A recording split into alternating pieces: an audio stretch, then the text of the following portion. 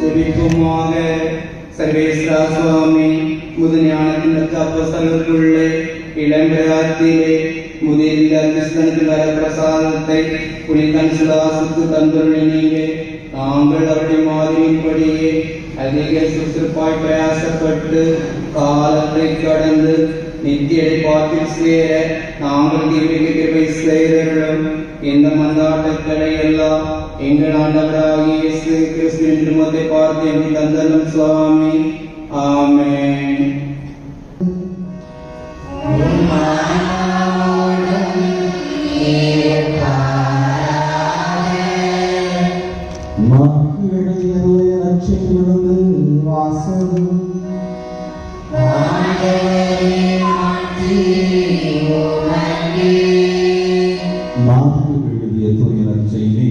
அதிகாரம் 10 இறை வார்த்தைகள் 13 முதல் 16 முடிய.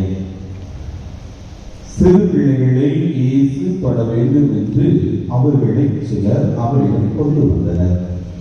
சீடரோ அவர்களை அதட்டினர். இயேசு இதை கண்டு கோபம் கொண்டு, சிறு பிள்ளைகளை என்னிடம் வரவழைங்கள், அவர்களை தடுக்காதீர்கள், ஏனெனில் இறையாட்சி இத்தகையோருக்கே உரியது. இறையாட்சியை சிறு பிள்ளையைப் போல் ஏற்றுக்கொள்ளாதோ அதற்கு உட்பட மாட்டார் என உறுதியாக உங்களுக்கு சொல்கிறேன் என்றார். பிறகு அவர் அவர்களை அரவணைத்து தம் கைகளை அவர்கள் மீது வைத்து ஆசி வழங்கினார். ஆண்டவரின் அருள்வாக்கு.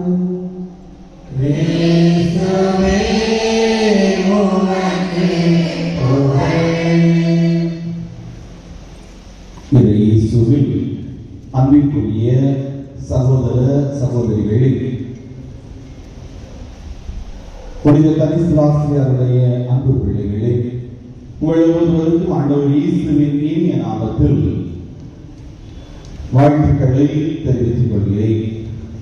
புனித கனிஸ்லாசியார் உங்கள் அனைவரையும் நிறைவாக ஆசீர்வதிப்பாராக. உங்களுடைய தொழில் முயற்சிகளை ஆசீர்வதிப்பாராக.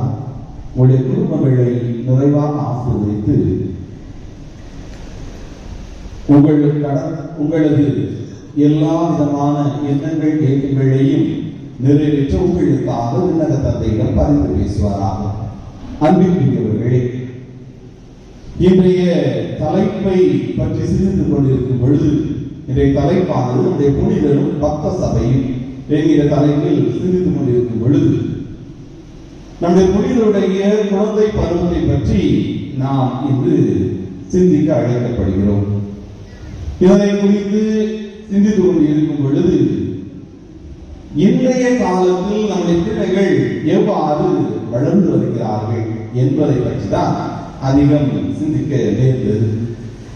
இன்றைய நாட்களில் இந்த நவநாகரிக உலகில் மாறி வருகிற சூழலிலே பல்வேறுபட்ட பிரச்சனைகளை எல்லாம் பார்க்கும் பொழுது அதையெல்லாம் 11 வயது 18 வயதுக்கு கீழ் உள்ள பெரும்பாலானவர்கள் தான் அந்த குற்றச் செயல்களில் ஈடுபடுவதை பார்க்கிறோம்.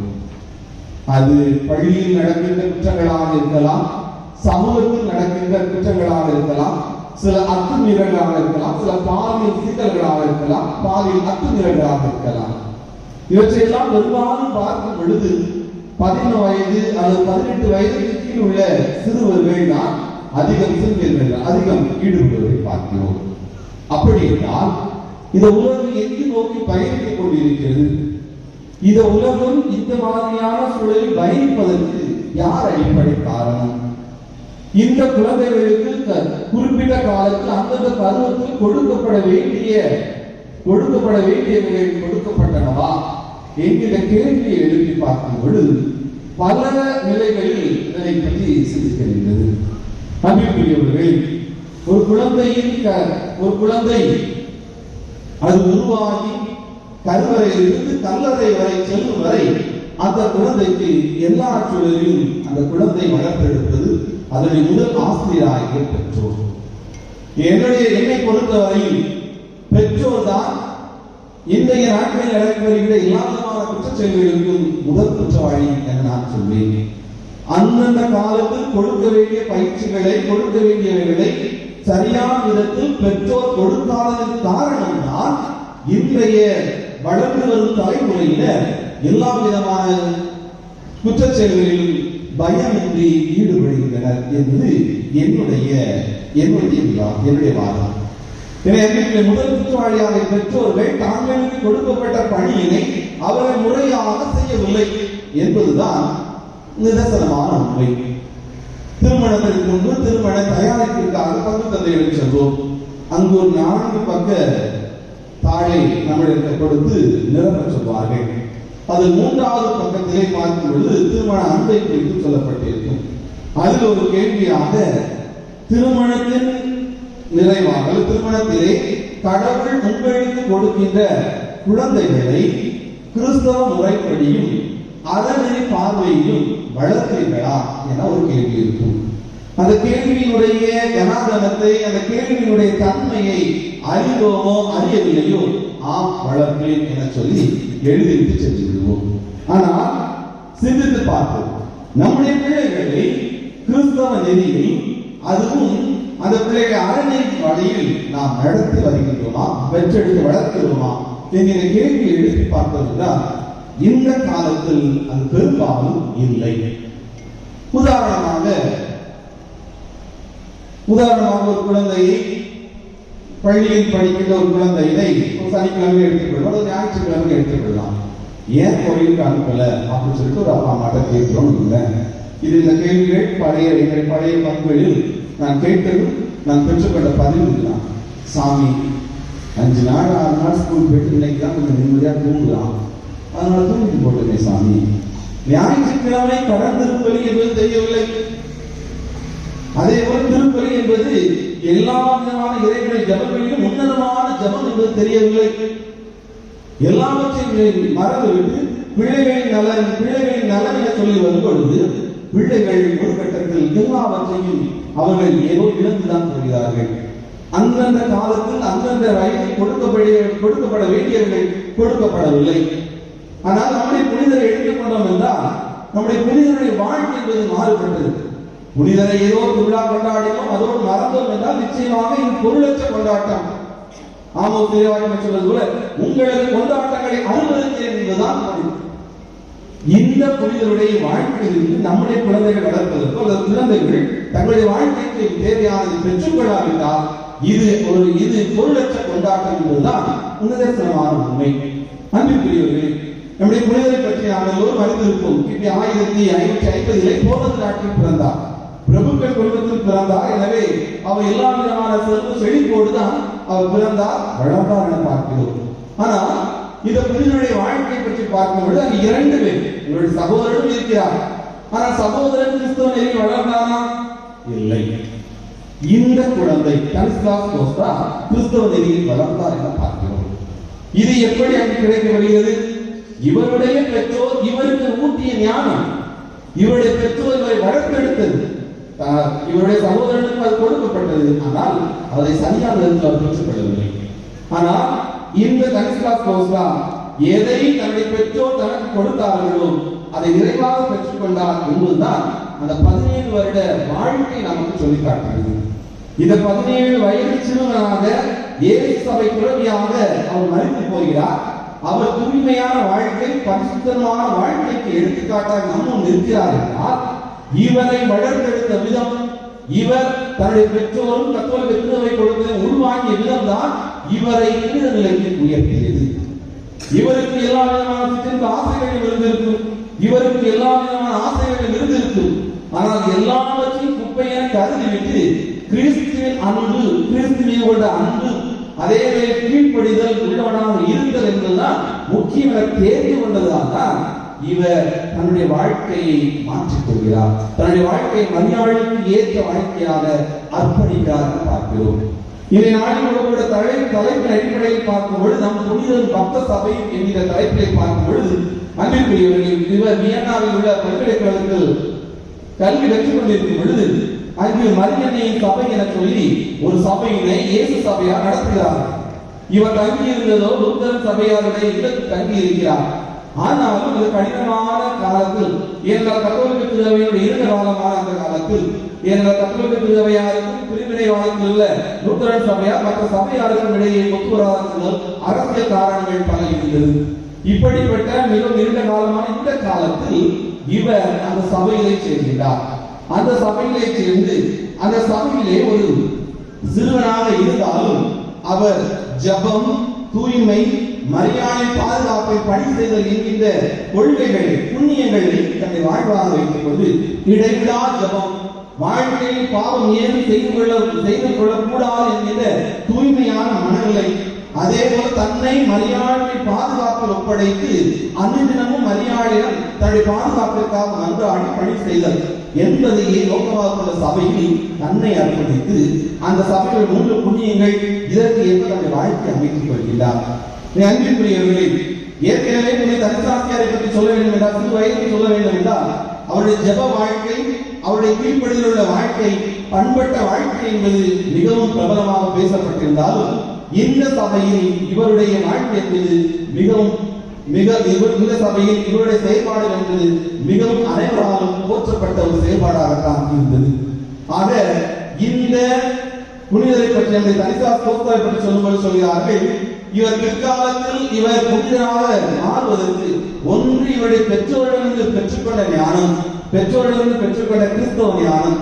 இரண்டாவது, இந்த சபையில் இவர் பெற்றுக்கொண்ட மரியாதையுடைய சபையில், இன்றைய காலத்தில் நம்முடைய மக்கள் மத்தியில் இருக்கின்ற அமர்வாத சபை போல இருக்கலாம், அல்லது மரியாதை சேவை போல ஒரு சபையிலே இவர் பெற்றுக்கொண்ட அந்த இறை ஞானம், பற்றுறுதி, மரியாதை மீது கொண்ட பற்றுறுதி தான் இவரை புனித நிலைக்கு தூக்கி நிறுத்தியது என சொல்கிறார்கள்.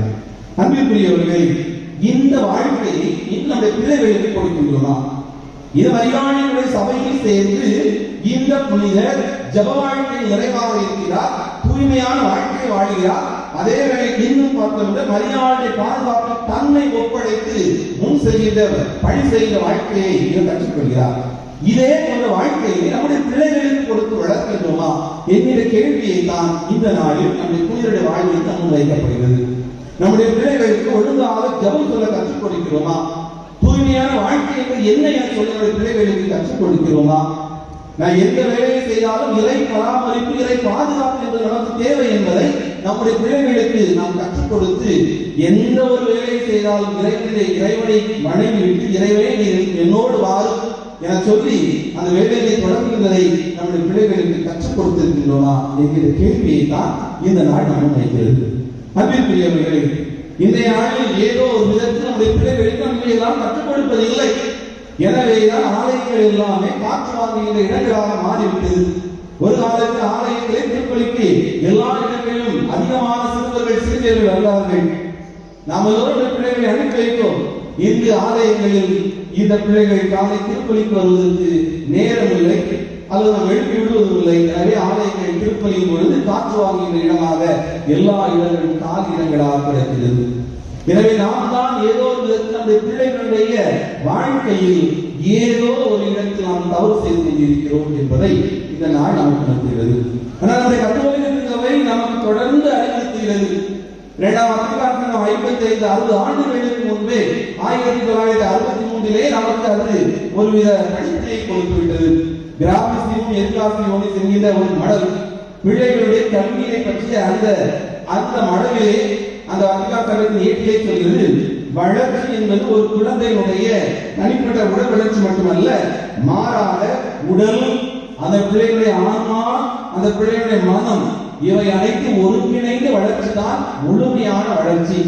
அதற்கு ஏற்ப அந்த குழந்தையின் முதல் ஆசிரியர்களாகிய பெற்றோர்களும் அந்த பங்கு சமூகமும் இணைந்து ஒரு குழந்தையை உருவாக்க வேண்டும் என சொல்கிறது. அன்பிற்குரியவர்களே, திருமணத்தின் பொழுது ஒரு குழந்தையினை பெற்றோர் பராமரிப்பு மட்டும் விட்டு விடலாம். ஆனால் கத்தோலிக்க அப்படி விடவில்லை. மாறாக இன்னொரு பெற்றோரை முடிக்கிறது. ஞான பெற்றோர். கத்தோலிக்க என்ன சொல்கிறது? இன்னும் சொல்கிறது, குழந்தைகளுக்கு திருமணக்கு கொடுக்கும் பொழுது அந்த குழந்தையினை திருமணக்கு கொடுக்கும் தனிப்பட்ட விதத்தில் கொடுக்காமல் அந்த ஞாயிற்றுக்கிழமை பங்கு திருப்பதியை கொடுக்க வேண்டும் சொல்கிறது. ஏனென்றால் ஒரு குழந்தை வளர்ச்சியிலே ஒரு பங்கு சமூகம் ஈடுபட்டு இருக்கிறது, பங்கெடுக்கிறது என்பதை சுட்டிக்காட்டுகிறது. குழந்தை பெற்றோர் என்பது முதல் வட்டம், குழந்தை ஞானம் பெற்றோர் என்பது அதற்கு அடுத்த 2வது வட்டம், பங்கு சமூகம் என்பது அதை சுற்றி வருகிற 3வது வட்டம். ஆக இந்த பங்கில் உள்ள ஒவ்வொரு உறுப்பினர்களும், இந்த பங்கு சமூகத்தில் ஒவ்வொரு நபர்களும் ஒரு குழந்தையின் வளர்ப்பில் பங்கெடுக்கிறார்கள் என்பதை கத்தோலிக்க திருச்சபை தன்னுடைய போதனைகளை நமக்கு கற்றுக் கொடுக்கிறது. ஆனால் பல நேரங்களில் நாம் அதை பொருட்படுத்துவது இல்லை. பல நேரங்களில் நாம் அதை பொருட்டாகவும் ஏற்றுக்கொள்வது இல்லை. இதன் விளைவு இந்த 21ஆம் நூற்றாண்டில் நம்முடைய தலைமுறையினர், புதிய தலைமுறையினர், ஜென்சி தலைமுறையினர் ஏதோ ஒரு விதத்தில் தவறான பாதையில் பயணித்துக் கொண்டிருக்கிறார்கள் என்பதைத்தான். ஆனால் தொடக்கமும் அதிகாரம் 1:27 தெளிவாக சொல்கிறது, ஒவ்வொரு குழந்தையினை கடவுளின் உருவிலும் சாயலிலும் படைக்கப்பட்டுள்ளார்கள். கடவுளின் உருவிலும் சாயலிலும் படைக்கப்பட்டுள்ளார்கள் என்றால் நாம் எல்லோரும் இந்த சாயலை, இந்த உருவத்தை, கடவுளுடைய உருவை, கடவுளுடைய சாயலை பாதுகாக்க வேண்டியது நம்முடைய கடமை என்பதை நாம் உணர்ந்து கொள்ள வேண்டும். மறைந்த முன்னாள் திருத்தலை 2ஆம் ஜான் பால் தன்னுடைய மடலிலே சொல்வார், குழந்தை விளக்கை பற்றி சொல்வார், இறைவனை உலகில் மனிதர்களை படைக்கின்றார். ஆனால் இந்த மனிதர்களை படைக்கும் பொழுது படைப்பின் கருவிகளாக பெற்றோரை பயன்படுத்திக் கொள்கிறார் என்று சொல்கிறார். ஆக இறைவனின் கரங்களாக இருக்கின்ற பெற்றோர்கள் கடவுள் நம்மை நம்பி நம்முடைய கையில் கொடுத்த பணியினை நிறைவாக செய்கிறோமா என்கின்ற கேள்வியை நமக்கு எழுப்புகிறது. ஒவ்வொரு குழந்தையும் பிறக்கும் பொழுதே அந்த குழந்தையினுடைய ஆன்மாவில், அந்த குழந்தையினுடைய உள்ளத்தில் அதற்கான அருளின் விதை ஊன்றப்பட்டுள்ளது. திருமொழிக்கும் பொழுது அந்த விதை ஊன்றப்படுகிறது. அவ்வாறு ஊன்றப்படுகின்ற விதை அது மரமாகவோ செடியாகவோ செழித்து வளர்வதற்கு இந்த சமூகம், குறிப்பாக பெற்றோர் அதற்கு உரமிட வேண்டும் என கத்தோலிக்க திருவிழை மறைக்கல்வி நமக்கு கற்றுக் கொடுக்கின்றது. ஆக நம்முடைய வாழ்வில் பெற்றோருடைய, சமூகத்துடைய வாழ்வில் அனுபவங்கள் தான் இந்த குழந்தைகளை செலுத்துகின்றது. ஆனால் பல நேரங்களில் நம்முடைய வாழ்வில் அனுபவங்கள் எப்படிப்பட்ட வாழ்வில் அனுபவங்களாக இருக்கின்றது, நம்முடைய பிள்ளைகளோடு நாம் எப்படிப்பட்ட அனுபவங்களை பகிர்ந்து கொள்கிறோம் என்பதுதான் ஒரு கேள்விக்குறி. நம்முடைய வாழ்க்கையினுடைய பல்வேறுபட்ட அனுபவங்களை, நல்ல அனுபவங்களை நாம் பிள்ளைகளுக்கு சொல்லிக் கொடுத்து வளர்க்கும் பொழுது அது நிச்சயம் பிள்ளைகளுடைய வளர்ச்சிக்கு உதவும். ஆனால் பல நேரங்களில் பழைய கசப்பான அனுபவங்களை சொல்லிக் கொடுத்து வளர்க்கிறோமே தவிர நாம் வளர்ந்து வந்த பாதைகளை சொல்லிக் கொடுத்து வளர்ப்பதில்லை. முன்னாள் திருத்தந்தை, நம்முடைய முன்னாள் திருத்தந்தை பிரான்சிஸ் சொல்வார், வேர்களை அறியுங்கள், வரலாற்று திருமணம் சொல்வார். வேர்களை அறியும் பொழுது அந்த வேரிலிருந்து வளர்கின்ற மரம் இன்னொரு மரமானது நல்லபடியாக வளரும். ஆக வேர்கள் என்பது பெற்றோருடைய அனுபவங்களை நாம் பெற்றுக்கொண்டோம் என்றால் இந்த இளைய சமூகம் என்பது நல்லபடியாக உருவாகும் என்பது நம்முடைய முன்னாள் திருத்தந்தை நமக்கு கற்றுக் கொடுத்திருக்கின்ற பாடம். என அன்பிற்குரியவர்களை சிந்தித்து பார்த்தோம் என்றால் எப்படி நம்முடைய பிள்ளைகளை வளர்த்தெடுக்கிறோம் என்கிற கேள்வியை நாம் எழுப்பி பார்ப்போம். இந்த நாள் என்பது ஏதோ ஒரு விதத்தில் கடந்து செல்லக்கூடிய நாள் அல்ல. குறிப்பாக எல்லோருடைய வீடுகளில் உள்ள குழந்தைகளை அல்லது நாம் கற்றுக் கொடுக்கின்ற பள்ளிகளில் இருக்கின்ற பிள்ளைகளை நல்ல முறையில் வளர்த்தெடுப்பது நமது கடமை என்பதை இந்த நாள் நமக்கு கற்றுக் கொடுக்கிறது. ஒரு குழந்தையினுடைய வளர்ச்சி என்பது அது ஆன்மீக சார்ந்த வளர்ச்சியாகவும் இருக்க வேண்டும், அறிவு சார்ந்த வளர்ச்சியாக இருக்க வேண்டும், அறநெறி சார்ந்த வளர்ச்சியாக இருக்க வேண்டும். இந்த மூன்று வளர்ச்சிகளும் ஒருங்கிணைந்த வளர்ச்சியாக இருக்கும் பொழுது ஒரு குழந்தை நல்ல ஒரு குழந்தை, இது சமூகம் எதிர்பார்க்கின்ற ஒரு குழந்தையாக உருவாகிறது. பல நேரங்களில் அறிவு சார்ந்த வளர்ச்சிக்கு முக்கியத்துவம் கொடுக்கிறோம். ஆனால் அறநெறிகளிலோ அல்லது ஆன்மீகத்திலோ நம்முடைய வளர்ச்சிகளுக்கு நாம் முக்கியத்துவம் கொடுப்பது இல்லை. உள்ள படிக்கணும் சொல்றோம், அது மெஷினா ஒரு ஆதித்து இருக்கிறது. அது அறநெறி சார்ந்த சமூகத்தில் உள்ள நல்ல பழக்க வழக்கங்களை கற்றுக்கொள்கிறதா? அதே போல ஒழுங்காக ஆலயங்களுக்கு வருகிறதா? ஆலயம் சார்ந்த செயல்பாடுகளில் பங்கெடுக்கின்றதா? அல்லது ஆன்மீக காரியங்களில் சரியாக பங்கெடுக்கின்றதா என்ற கேள்வியை எழுப்பி பார்த்தோம் என்றால் அறநெறியிலும் நாம் கோட்டை விட்டு விடுகிறோம், அதே வேளையில் அந்த குழந்தை ஆன்மீக வளர்ச்சியிலும் கோட்டை விட்டு விடுகிறோம். நம்முடைய புனிதர் அப்படி அல்ல, சிறந்த அறிவாளி. அந்த வியன்னா பல்கலைக்கழகத்திலே சிறந்த அறிவாளியாக இருந்தார். சமூகத்திலே மதிக்கப்படக்கூடிய பிரபுக்கள் குடும்பத்தில் இருந்தாலும் அறநெறியிலும் அவர் சிறந்து விளங்கினார் அவரை குறித்து சொல்கிறது. அதே போல ஆன்மீக காரியத்திலும் சிறந்து விளங்கினார். நல்ல முறையில் இறைமைகள் ஜபத்தில் இருந்ததால்தான் தேவ நற்கருணை அவர் கொடுப்பதற்காக 2 ஆண்டுகளோடு புனித பார்வமாவிலே வந்து அவருக்கு நற்கருணை கொடுத்ததாக வரலாறு சொல்கிறது. அது நம்முடைய புனிதரை பாதுகாவலாக கொண்டிருக்கிறோம். நம்முடைய புனிதர் நமக்கு கற்றுக் கொடுக்கிற வழியில் நம்முடைய பிள்ளைகளை அறிவுசார் வளர்ச்சியிலும், நம்முடைய பிள்ளைகளை அறநெறிசார் வளர்ச்சியிலும், நம்முடைய பிள்ளைகளை ஆன்மீகம் சார் வளர்ச்சியிலும் வளர்த்திருக்க வேண்டியது நம்முடைய கடமை என்பதை நாம் புரிந்து கொள்ள வேண்டும். தற்சமயம் பங்குபணியும் அதே வேளையில் கல்விப்பணியிலும் இருப்பதால் இன்றைய கால தலைமுறையினுடைய நிலைகளை சற்று உன்னிப்பாக உடன் இருந்து பார்க்கிற சூழல் ஏற்படுகிறது. பல நேரங்களில் நான் சொல்வது சில நேரங்களில் கடினமாக இருக்கலாம். முதல் குற்றவாளி பெற்றோர் என்பதில் பலருக்கு ஏற்றுக்கொள்ள முடியாத சூழல் இருக்கலாம். ஆனால் அனுபவ ரீதியாக சொல்கிறேன், பள்ளிக்கூடமா இருக்கிறோம், பிள்ளைய முடி வெட்டிட்டு வரல அப்படின்னு சொல்லிட்டு சொல்லும் பொழுது பெற்றோர் என்ன சொல்றாங்க, என் பிள்ளை முடிந்ததா என்ன? பிள்ளை பள்ளிக்கூடத்துக்கு வரதுன்னா ஒரு ஒழுக்கமான முடி வெட்டிட்டு வரணும். அதான் ஒழுக்கமான முடி வெட்டிட்டு வரணும். ஸ்கூல்ல கொடுக்குற யூனிஃபார்ம் அந்தந்த நாடுக்கு என்ன யூனிஃபார்ம் அது ஒழுங்கா போடணும், ஒழுங்கா ஷோ இருக்கணும், ஒழுங்கா சாக்ஸ் இருக்கணும். ஆனா அது இல்ல. பெற்றோர் சொல்லுவாங்க, அது இருந்தா என்ன? பெற்றோர் வந்து முடிவெட்டு கடையில் போய் என்ன சொல்றாங்க, முடிவெட்டு சொல்றது இந்த பக்கம் 2 கோடி அந்த பக்கம் 2 கோடி ஒரு திருவிழா நடக்குது, திருவிழா முடிஞ்சு ஸ்கூலுக்கு போகும்போது கூட அடிச்சிடும், முடி வளர்க்கணும். யாருக்கு நம்முடைய பிள்ளைகளை யாருக்கு எடுக்கிறோம்? பள்ளிக்கூடத்துல போன் பண்ணி நீங்க வாங்க, ஒரு பிள்ளைங்கலாம் இருக்கிறாங்க, பரவாயில்ல பார்க்கணும். அப்படி இருந்தால் எந்த குழந்தை வீட்டிற்கு ஏற்ற குழந்தையாக, சமூகத்திற்கு ஏற்ற குழந்தையாக வரும்? சிந்தித்து பார்க்கணும். பல நேரங்களில் நாம் இன்னொரு தவறு செய்து கொள்கிறோம். பள்ளிக்கூடத்துல நாம வளர்ந்த காலம் வேற, இன்றைக்கு வளர்ந்த காலம் வேற. பள்ளிக்கூடத்துல ஏதாவது ஒன்று நடந்திருக்கு, சில நேரங்களில் மிகைப்படுத்தி பள்ளிக்கூடத்துல இருந்து சொல்லும் பொழுது அப்படியே கேட்டுவிட்டு அப்படியே சந்திக்கிறோம். நிர்வாகத்தோடு அல்லது கற்றுக் கொடுக்கிற ஆசிரியரோடு பண்பற்ற வார்த்தைகளை பயன்படுத்தி அப்படியே வார்த்தை என்ன ஏன் உண்மையை தன்னை அறிவதில்லை. என் பிள்ளை எனக்கு பொக்கிஷம், பள்ளிக்கூடத்தில் 1150 பிள்ளைகள் இருக்கு, எல்லா பிள்ளைகளும் அங்க இருக்கு நிர்வாகத்துக்கு பொக்கிஷம் அப்படி நினைக்கிறதே கிடையாது.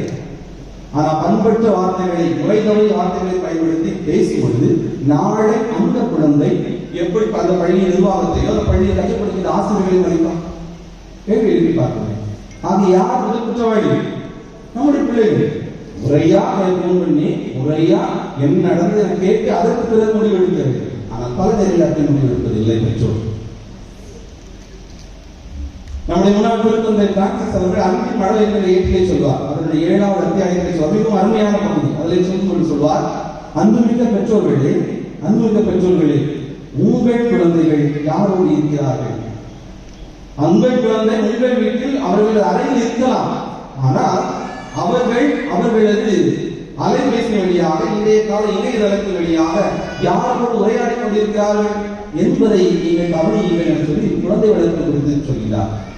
இது உண்மை. இந்த காலகட்டத்தில் நம்முடைய பிள்ளைகள் எப்படி அது இருக்கிறது என்பதை நாம் கவனிக்க வேண்டிய கட்டாயத்தில் இருக்கிறோம். எப்படி வீட்டில் தான் இருக்கிறான், எப்படி இந்த பிரச்சனை காரணமாக இருக்கிறான், பல நேரங்களில் நாம் கேள்வி இருக்கிறோம். அதுதான் தெளிவாக சொல்கிறார். உங்கள் வீட்டில் உங்களோடு இருக்கலாம், இணையதளங்கள் வழியாக எங்கே இருக்கிறாங்க சிந்தித்து பாருங்கள் என ஆய்வு பாருங்கள் சொல்கிறார். நம்பிக்கை இன்னும் சொல்லப்போனா ஏற்கனவே இதை பஸ் வைக்கும் சொல்லியிருக்கேன். 6 மணி ஆச்சுன்னா காலையில வீட்டுல அவங்க வீட்டு ஆடு எங்க வீட்டுக்கு வந்து சேரலையே தேடி போற நாம 10 மணி ஆனாலும் பெத்த பிள்ளை வீட்டுக்கு வரலையே எந்த பெற்றோர் தேடி போறோம்? அப்படி இருக்கிற இடம் தெரியும், தேடி போய் நேரம் வீட்டுக்கு வாங்கி கேட்கிறோமா? இது நமக்கு இன்னொரு இடம் கிடையாது. காலம் சென்ற தந்தை வியாபனம் மையான்னு சொல்ல தேவை. 6 மணி ஆச்சுன்னா காலையில் அவங்க விட்ட ஆடு வீட்டுக்கு வரல தேடி போறாரு. நான் பெற்றோர் 10 மணி ஆனால் பெத்த பிள்ளை வீட்டுக்கு வரல சொல்லி எந்த பெற்றோர் தேடி போவதில்லை, வருவான். அந்த பிள்ளை எப்படி வளரும்? கேள்வி எழுப்பி பார்க்கணும். தனிப்பட்ட வகையில் இது இரவு தூங்குவதற்கு முன்பு யோசித்து பார்க்கணும். என்னுடைய குழந்தைய சரியான பாதையில் தான் வளர்க்கிறாங்க கேள்வி எழுப்பி பார்க்கணும். பல நேரங்களில் உங்களுக்கு இந்த விமர்சனம் இருக்கலாம், இதை மறைவின் அடிப்படையில் கவலைப்படவில்லை. ஏனென்றால் குழந்தை வளர்ப்பு நம்முடைய சமூகத்தை கட்டியெழுப்போம், இந்த ஊரை கட்டியெழுப்ப போகிறோம். ஆக இந்த ஊரை கட்டியெழுப்புவதற்கான ஒன்றாகத்தான் கொடுக்கிறேன். இந்த புனிதரை தனிஸ்லாசை கொண்டாடுகிறோம் என்றால் தனிஸ்லாசை பின்பற்றுவதாக இருக்கிறது. பொருளுள்ள வாழ்க்கையாக அமைந்தால் மட்டுமே இந்த திருவிழா நமக்கு அருளுள்ள திருவிழாவாக, ஆசிரியர்கள திருவிழாவாக அமையும். இல்லை என்றால் இது ஏதோ ஆடம்பர திருவிழாவாக இருக்க போகிறதா, ஆசிரியர் திருவிழாவாக இருக்க போகிறதா? உங்கள் கையில்.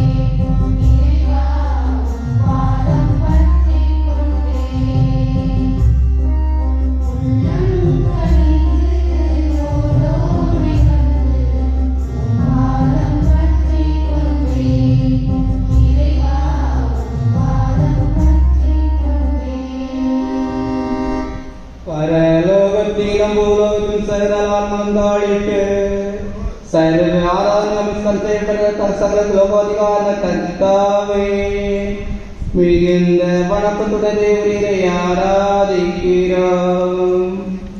தேவரின் சொல்லப்பட்ட தூசணங்களுக்கு பரிகாரமாக மிகவும் செலுத்திரான புகழ்ச்சி தோத்திரங்களை தேவருக்கு ஒப்பு கொடுக்கிறார் சுவாமி.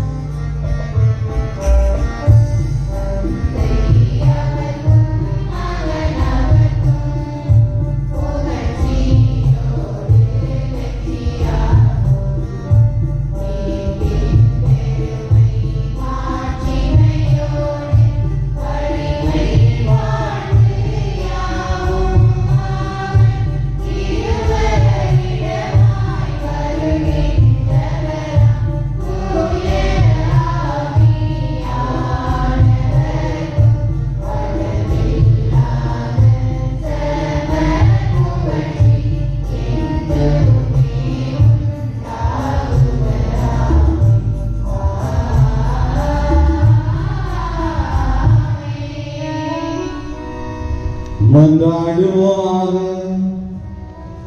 இறைவா, இந்த வியப்புக்குரிய அருளடையாளத்திலே உம்முடைய திருப்பாடுகளின் நினைவுகளுக்கு இட்டுச் சென்றீர். உமது திருவுடன் திருத்தம் இவற்றின் தூய மறைபொருளை வழங்கும் நாங்கள் உம்மை பின்பலனை இடைவிடாமல் துய்த்துணர்ந்து மகிழ அருள் புரிவீராக. தந்தையாகிய இறைவனோடு தூயாவியாரின் ஒன்றிப்பில் இறைவனாய் வாழ்வு ஆட்சி செய்கின்ற ஆண்டவர் திருமகனாகிய இயேசு கிறிஸ்து வழியாமை மன்றாடுகின்றோம்.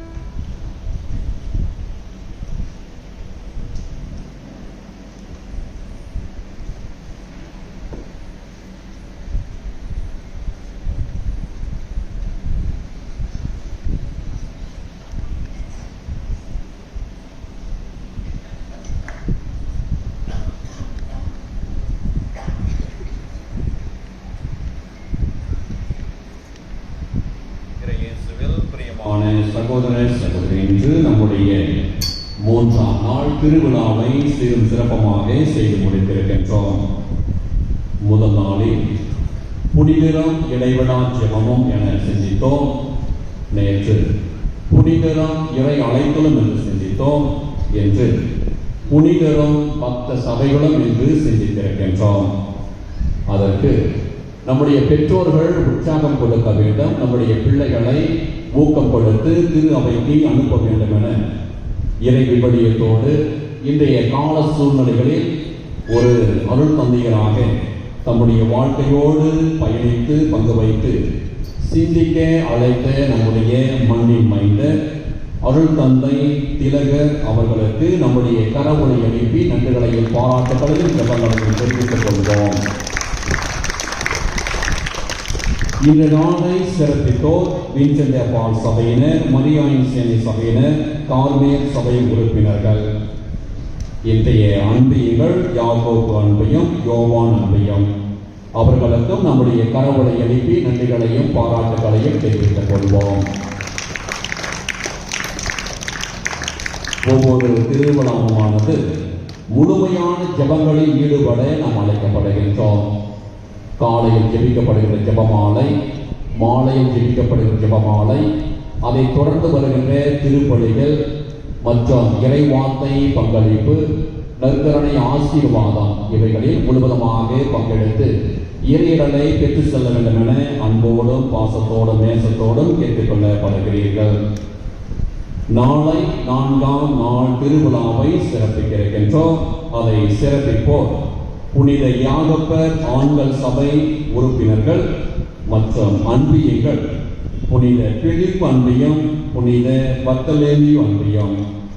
மீண்டும் ஒரு முறையாக இந்த நாளில் பங்கெடுத்து உதவி செய்த எல்லா நல்ல உள்ளங்களுக்கும் நன்றிகளையும் பாராட்டுகளையும் கரவொலி எழுப்பி அவர்களுக்கு தெரிவித்துக் கொள்வோம்.